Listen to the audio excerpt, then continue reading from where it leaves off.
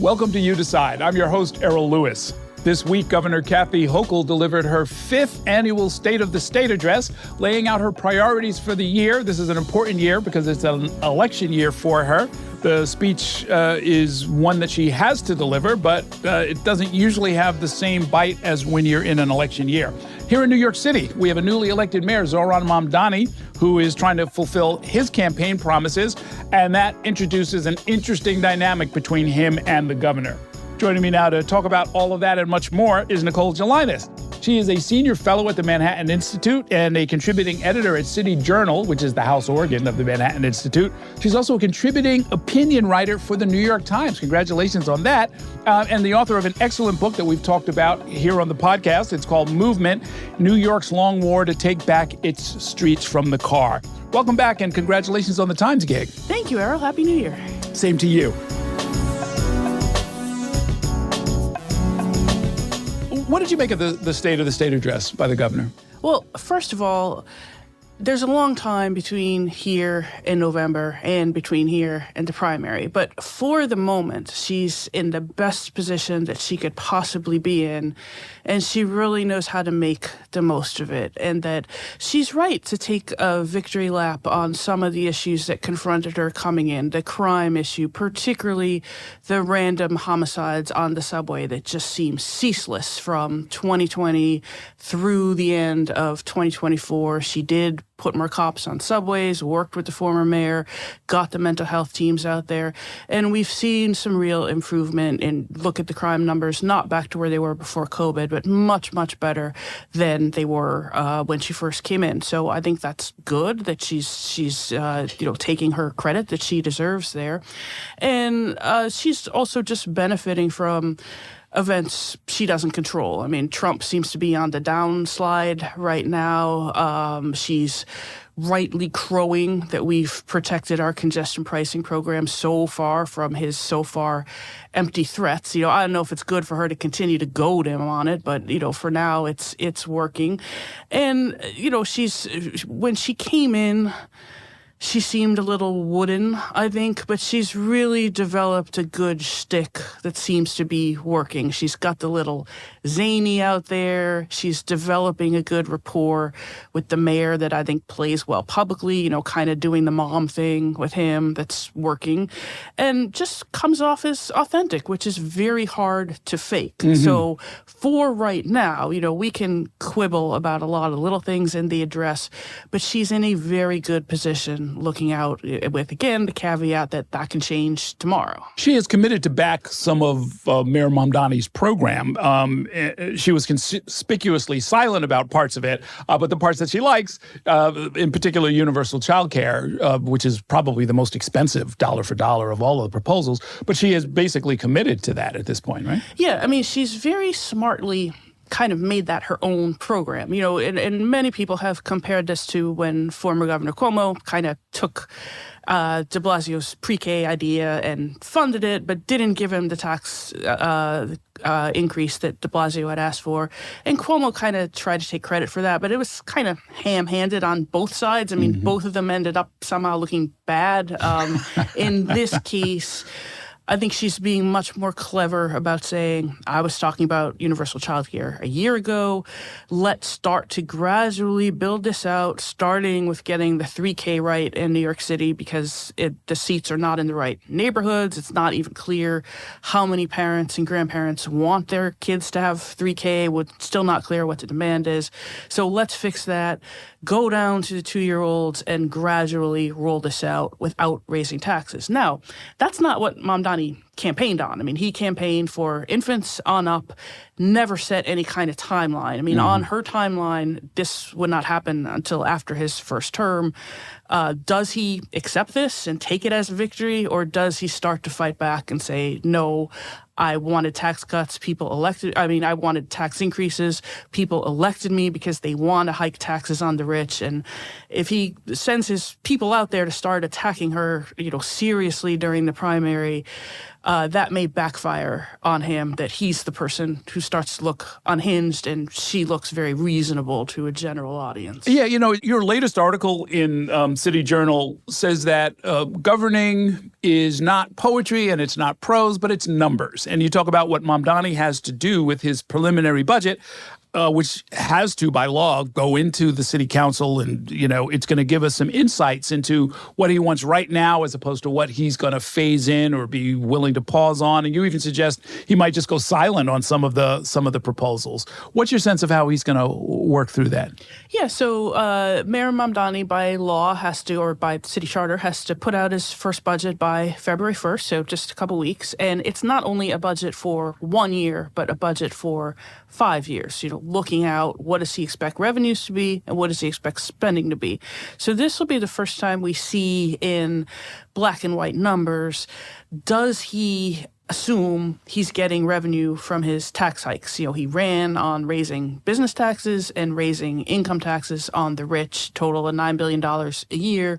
Does he assume that some revenue is coming in from that tax hike in his first budget year? In other words, is he saying, we're going to send our voters and our DSA people and everyone else up to Albany and really pressure the governor to enact these tax hikes that she's very resistant to doing?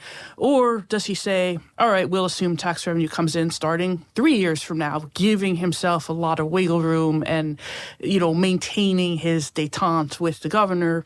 So that'll be an indication of how aggressive he's going to be with the governor on saying, I ran on tax increases and I'm going to make sure they happen. Or, I got my money from the governor. The economy is doing okay for the moment, so that's sending us extra tax revenue anyway. Wall Street bonuses are at records. Business taxes, other taxes are already at records, so there's a lot we can do with that.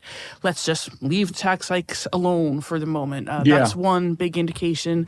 And something like free buses. Does he find some money in the city budget to say, I've come up with $1 billion to give to the MTA to start the conversation on free buses, or does he push that off to the future as well? So his major programs, tax increases to pay for the childcare, the free buses, and even freezing the rent. Does he have any placeholder in his budget for what happens to property taxes if I freeze the rent? That'll be the first time we see how serious is he about enacting exactly what he campaigned on, or how much is he willing to coast a little bit and say, I'm just going to keep the city running at a basic level and people like me and I have charisma and I'm getting along with the governor, so let's just keep everybody happy rather than starting a big fight. You raise a good point. I don't remember a tax freeze, or I should say a rent freeze, finding its way into any of de Blasio's budgets. He did it 3 times, but I don't think he budgeted for it, did he? Yeah, I think the difference between de Blasio and Mamdani's rent freeze is inflation was much lower back then. It was close to 0% in a couple of years.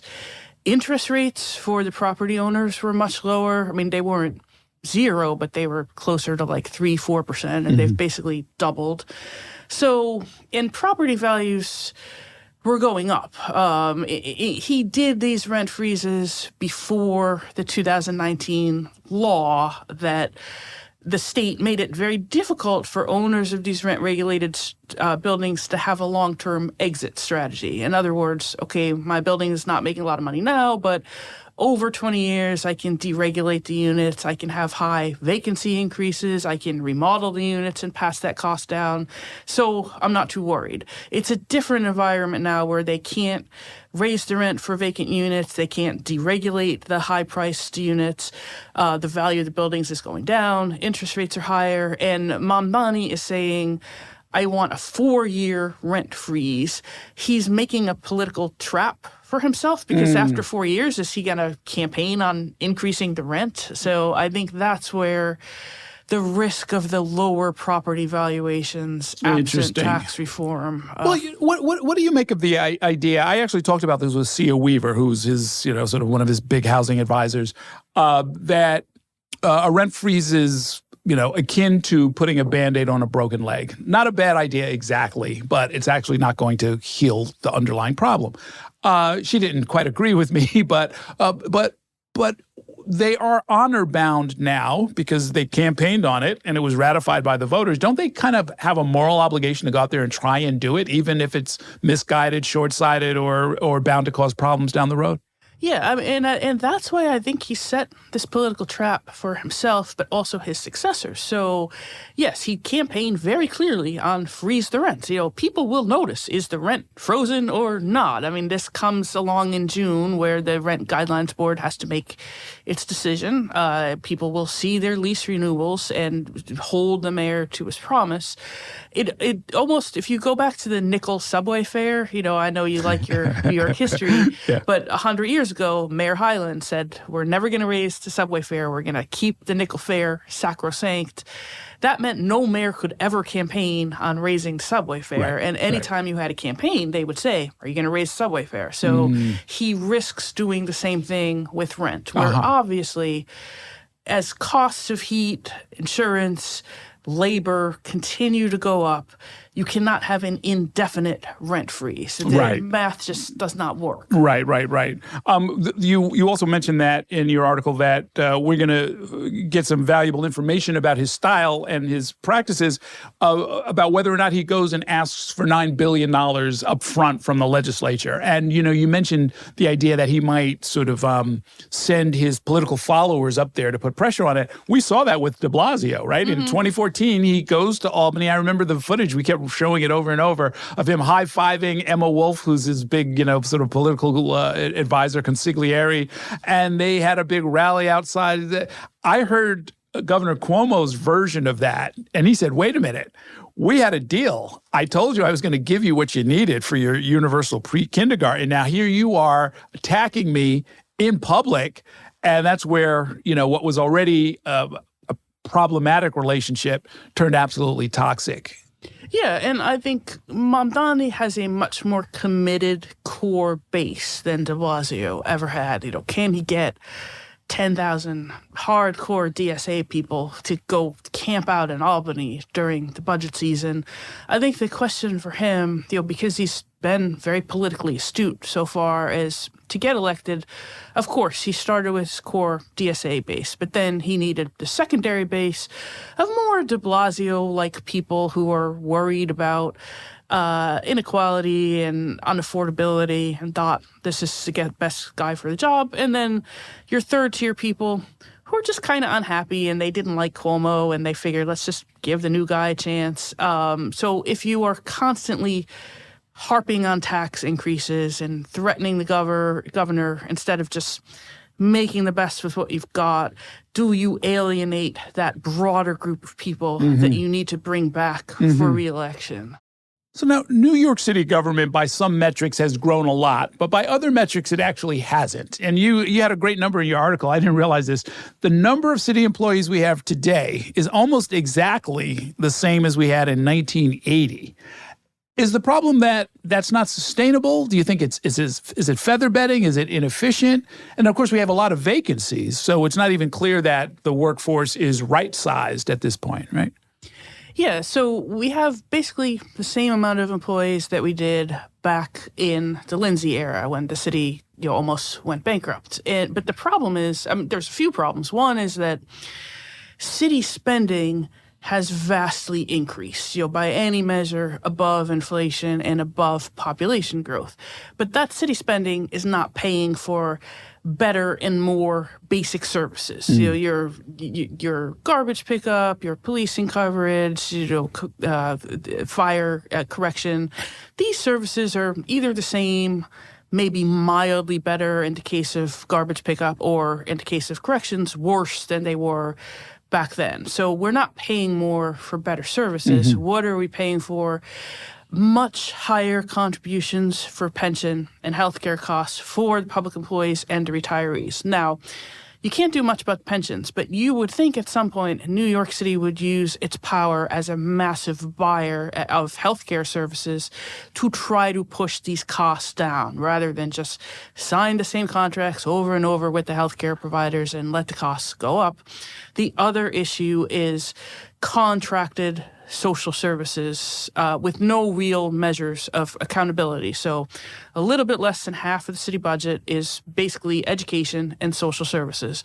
A lot of this is contracted, contracts with homeless providers, contracts with mental health providers. And over, you have these contractors, somebody on their watch does something crazy, and it just goes into an accountability hole where no one ever knows what went wrong, what needs to be fixed. You can't foil the nonprofits.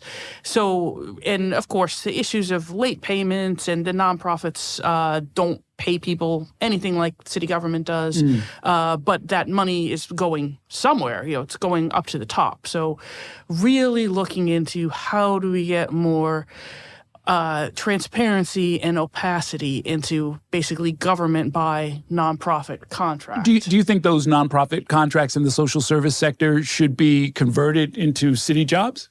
I think, and this is where you have to take a non-ideological approach rather than, we don't want government jobs. The private sector is always better. If the private sector has the right incentives, the right encouragement, the right terms of competitive bidding, yes, it can do better. But in many cases in New York, take the school bus contracts, for example, where they just keep renewing contracts under threat of a strike.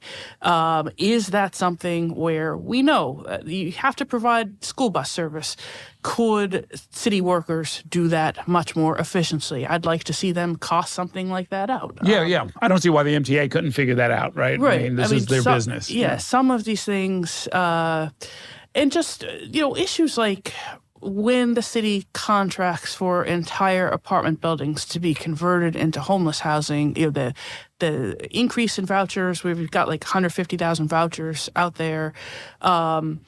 These contracts and these vouchers are competing with people when they go to look for apartments. The property owner, landlord, would rather have a voucher for, a family than have a person with a job coming and paying the same amount. So there's some point at which you're competing with yourself. Right. If you hadn't turned a good swath of the South Bronx into a homeless shelter, there would be more affordable housing that people could just rent on their own. Well, one of the things when we talk about housing, I know you say this from time to time, and you're kind of alone. I don't hear many politicians say this, is that we always talk about what we're not doing right. And we don't spend enough time at least tipping our hat to what we are doing right. Like, we actually do build a lot of housing. There's too much bureaucracy, and it's too expensive, and it takes too long. But we still get, a couple of 100,000 units built every few years, right?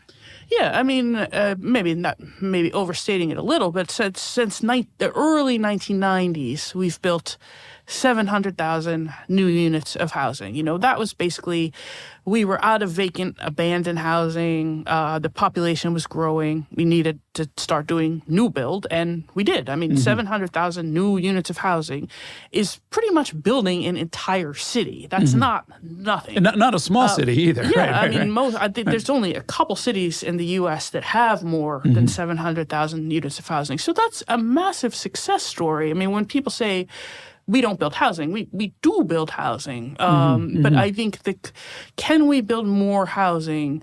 I think City of Yes was good, and that Adams actually understood the political limits of what you can do and worked within those political limits to add more marginal housing to that. But these ideas that we're going to build 1 million units of housing within some, artificial time period.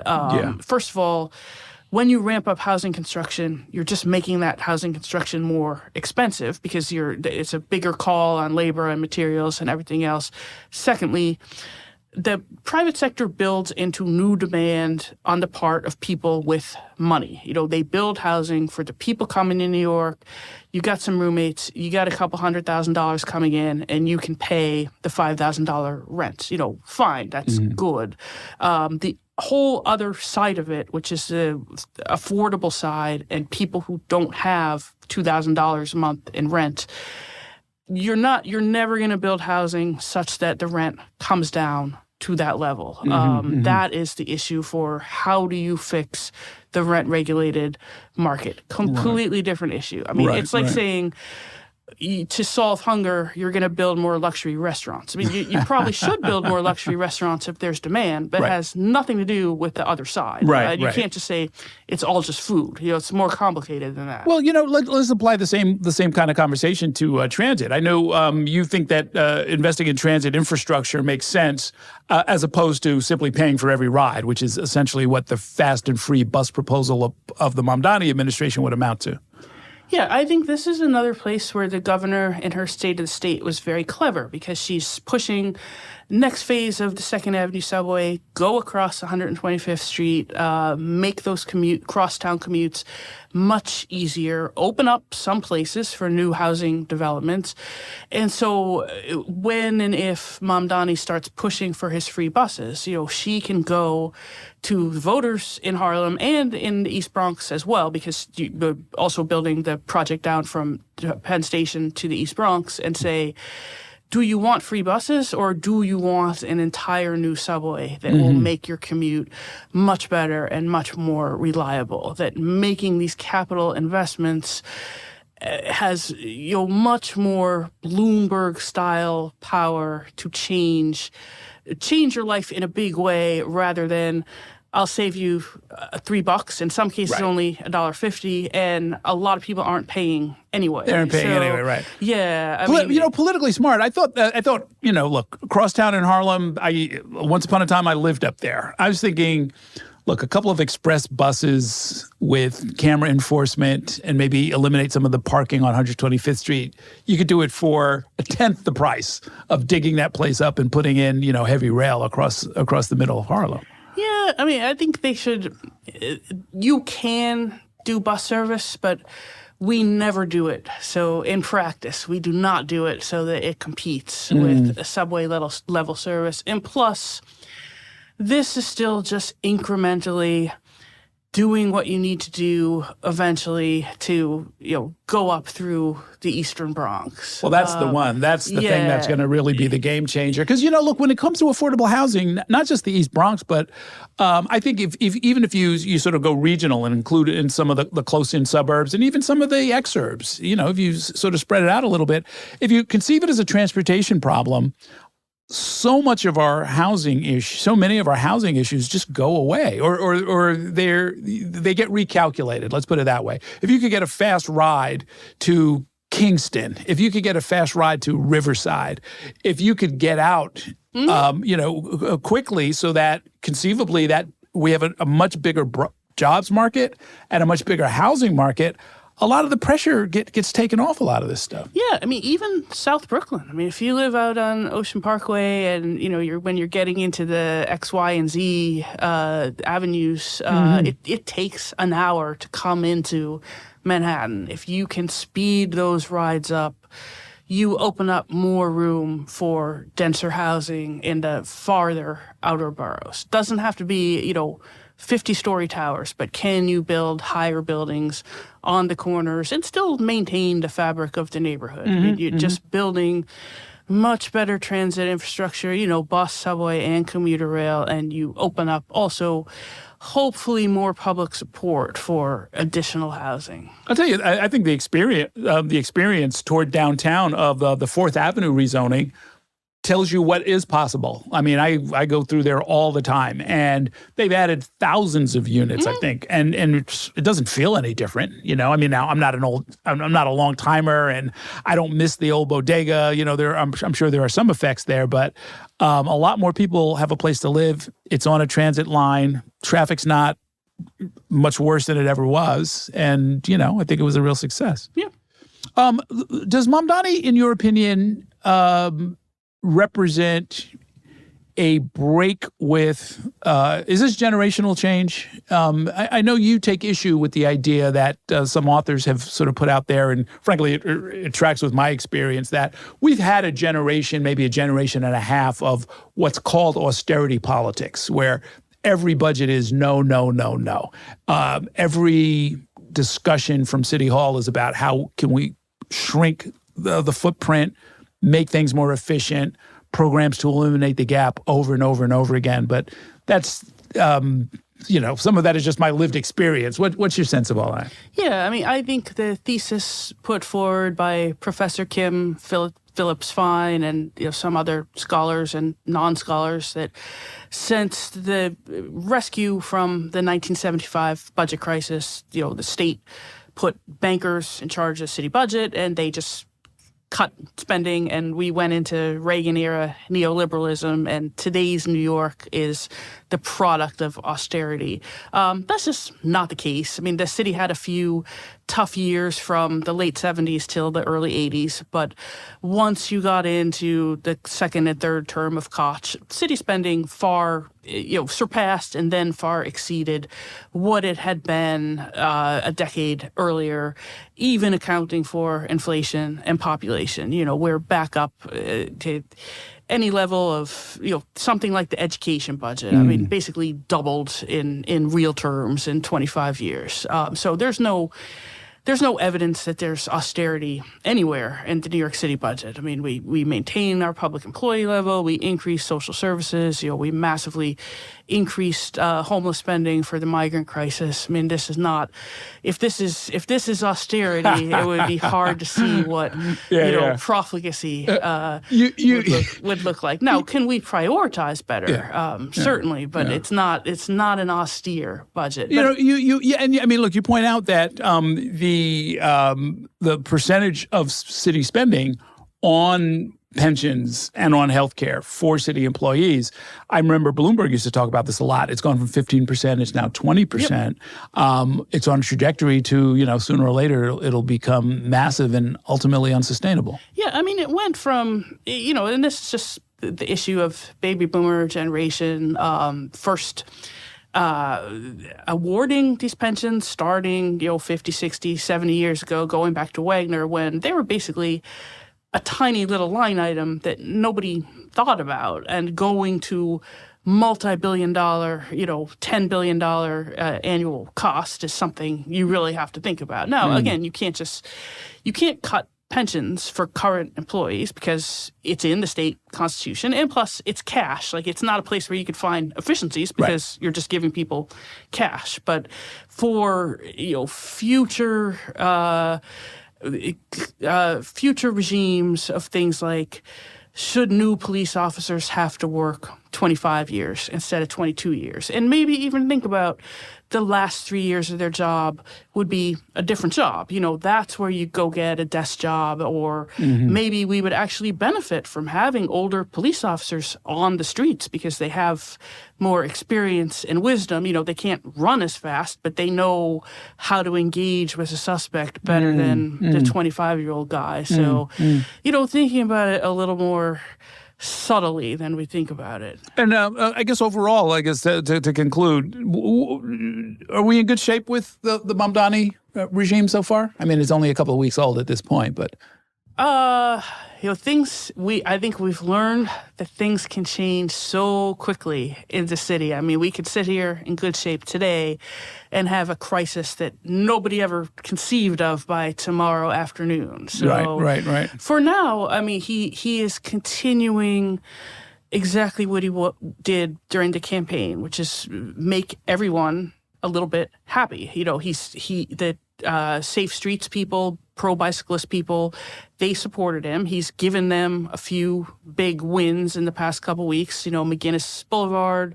And that's also just kind of good government. I mean, Adams stalled over it for years. Like, let's just make a decision and do it. He's given his far left something with the Sia Weaver appointment, and just like going to the scene of fires and having press conferences and showing that he's getting used to the day-to-day of government. Even his statement on the two fatal police shootings. He got criticized on that, but it was just, all right, we're going to investigate them. Like, it wasn't really controversial. Right. Yeah, I was surprised that he got as much heat as he did just for saying, like, look, I'd like to gather some facts before I speak, because when I speak, I want to be accurate and have something meaningful to tell the public. I mean, I guess the cartoon version of Mamdani would have taken that as an opportunity to say this is why we need to totally overhaul the police department. We can't have this happen. And he did not take that opportunity to say that. So as long as he just kind of does the opposite of what he campaigned on, he'll be fine. If he starts to really focus on the ideology of the campaign, that will get old quickly. Okay. Well, we will be watching. Thanks so much for coming by, and we'll be reading you in the New York Times and elsewhere. Thanks a whole lot. Thank you, Errol.